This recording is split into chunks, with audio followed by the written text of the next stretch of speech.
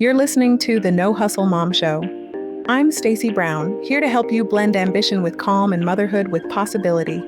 Think of this as your weekly reset, a space to quiet the hustle myths, cut through the noise, and uncover simple, sustainable ways to grow with confidence. So take a deep breath, pour yourself a coffee or tea, and let's step into clarity together. You do not need more motivation. You need to let go of about 70% of your to-do list. I know that sounds intense, especially when you are already trying to be a good mom, a good business owner, and a decent human who remembers to drink water. But here is the truth. Most of what is exhausting you is work that does not move the needle. In this episode, I am going to walk you through a simple way to spot the projects, commitments, and expectations that are quietly draining you so you can release them without guilt and finally feel focused again. Why is it that you can go from 6 in the morning to 10 at night, barely sit down, try every productivity app, watch all the YouTube strategy episodes, and still crawl into bed feeling like you did not move anything important forward? You are not lazy. You are not broken. You are quietly stuck in a version of doing more that was never designed for your life or your nervous system. The alarm goes off early, not because you are excited to journal for an hour, but because it might be the only quiet you get. You open your laptop to write an email, outline an offer, reply to a client, and before you click, a small person needs breakfast and someone cannot find a shoe. You are switching from launch strategy to lunch strategy without finishing a single thought. You clean up the kitchen while mentally drafting captions, only to forget them by the time you reach your phone. You sit down for a focused work block and promise yourself presence. You open your project tool, then email, then Slack, then remember a DM from yesterday. A client pings you with a tiny question that does not feel tiny to your body because now you are scanning tone and managing emotions, not just answering. You try to write a post. Your kid calls from the other room. You mute. You unmute. You try to return to the thread, and by the time you do, the energy that post needed is gone. Traditional productivity advice tells you to push harder, wake up earlier, batch more, time block better, hack your way to performance. But an introverted brain does its best work in deep, quiet focus with long stretches of mental white space, fewer inputs, fewer decisions, and more calm. The hustle playbook runs on constant stimulation. Your body needs something different. What drains you is not only the number of tasks, it is the constant switching. Snack duty, then strategy call, Facebook group scroll, then finances, voice note reply, then Canva design, then a text about dinner. Every switch has a cost. Your brain must let go of one focus, load another, remember where you were, and manage the emotional weight of each role. That spin up time is where so much energy leaks, especially when you are sensitive to noise, pressure, or people's feelings. And that is just the visible work. There is also the invisible labor of running a business as a caring human. You mentally check on a client who seemed off, rewrite a slide deck 3 times so no one is confused, redo your onboarding email so it does not sound too blunt, and over-deliver on a low-priced offer with extra episodes and bonus Q and A's because you want people to feel supported. None of that shows up on a tidy checklist, but your body still pays the bill. This is where the pruning principle offers a different way to run your business and your day. Instead of asking, how can I fit more in? We ask, what can I gently remove? Rather than stacking more systems and more automations on an already heavy load, we start subtracting anything that does not lead to meaningful results or genuine peace. It is not about becoming hyper efficient so you can squeeze even more into your calendar. It is about creating safety in your nervous system so the work you do choose actually lands. Think of your business like a fruit tree that has grown wild. It is full of branches, offers, platforms, ideas, obligations, content plans. From a distance, it looks impressive. But if the tree has more branches than it can feed, the fruit stays small or never arrives. Without pruning, you get a lot of growth and not a lot of harvest. That is what an overstuffed calendar does. It creates the feeling of effort without the satisfaction of real progress. If you end the day wiped out and disappointed, it is not a lack of discipline. You were handed the wrong game board. You are carrying too many branches that were never meant to bear fruit in this season, and no one gave you permission to cut them back. Choosing to prune is not a sign you cannot handle it. It is a sign you are leading. In a moment, we will get practical and name those pretty but fruitless branches in your actual projects so you can see exactly what to cut first without second guessing yourself. What if the project you are most proud of is the one quietly blocking your income and your peace? Meet a client I will call Jenna, an introverted solopreneur mom with 2 kids, a dog, and a calendar that looks like Tetris. On paper, she is doing all the right things. She releases a podcast every week. She is building a new course. She has a half-finished funnel in her software, a weekly live show inside her Facebook group, and a detailed content plan that demands posts on 3 platforms 5 days a week. She is always working on something. There is always a tab open, a draft started, a task in motion, and yet her revenue swings from good month to where did all the money go with no clear pattern. When we talked about pruning, she said, "I cannot drop anything.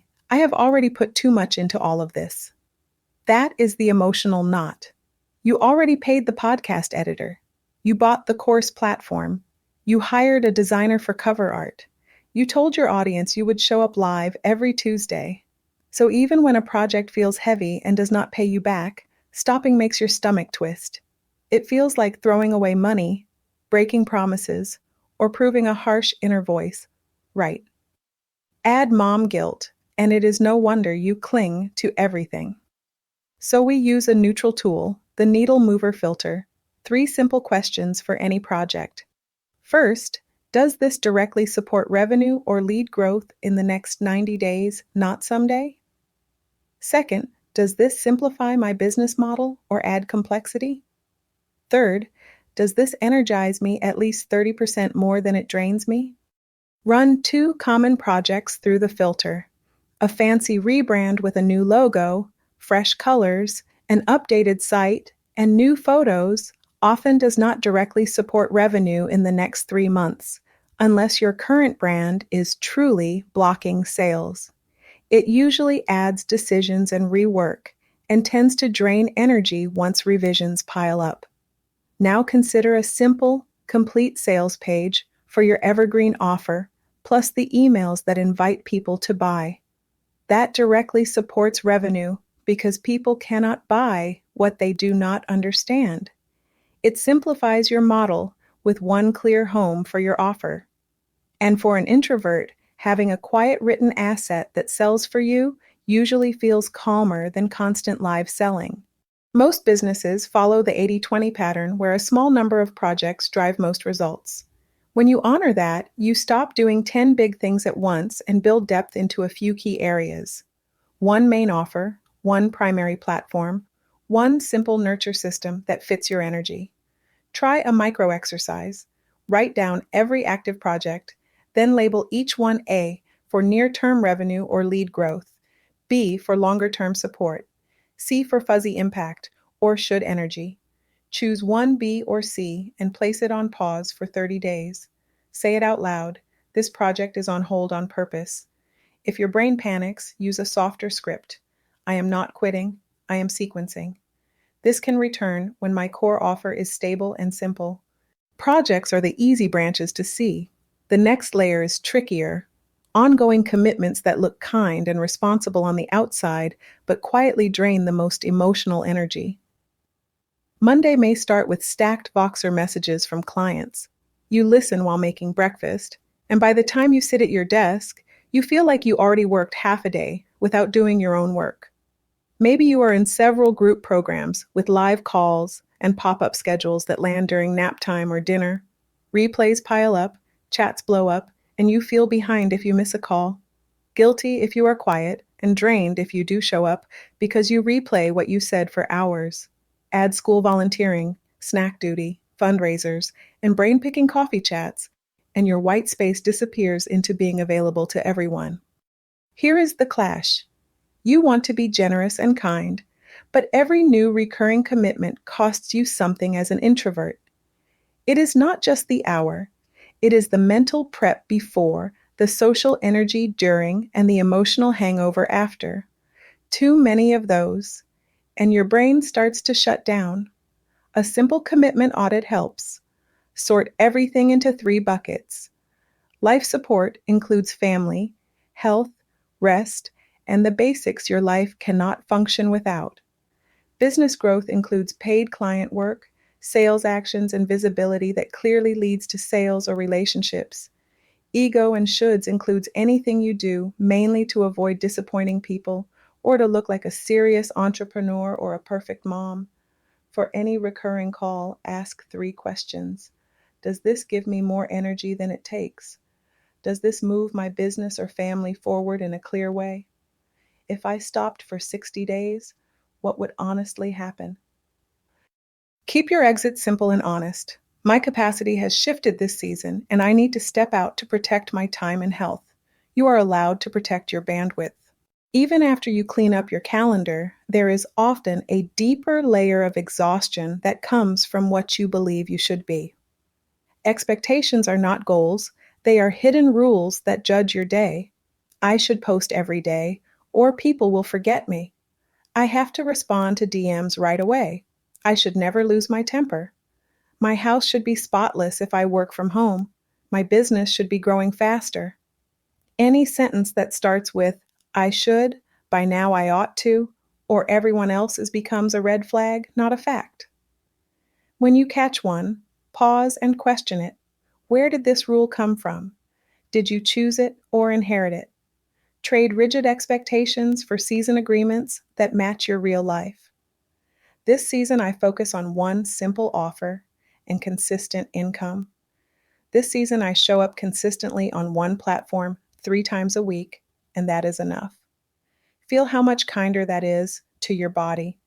Once you prune projects, commitments, and expectations, the question becomes, what do you do on a normal Tuesday so your business grows without pulling you back into chaos? Aligned action is your path. Choose 3 daily moves. One that serves existing clients or customers, one that invites new people into your world, and one that strengthens your systems or content library.